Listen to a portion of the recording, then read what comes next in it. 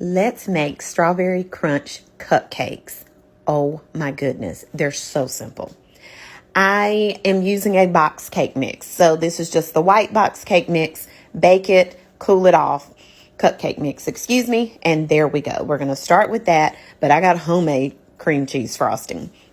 If you want to know how to make that, go to Black Martha Cooks YouTube channel or my Facebook page, and you can find out how to make homemade cream cheese frosting. It is worth it. Trust me. So you're going to get that, spread that on that box cake. Nobody's going to know.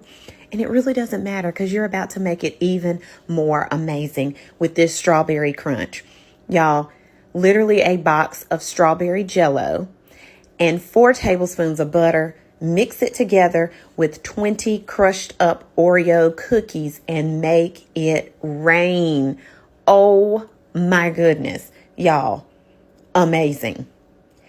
But even though this looks good, we are not done yet. No, it's an addition when we are taking another dollop of that cream cheese frosting because we can, and we're going to fan out our strawberry because we're fancy. And whatever drops, we're eating that too.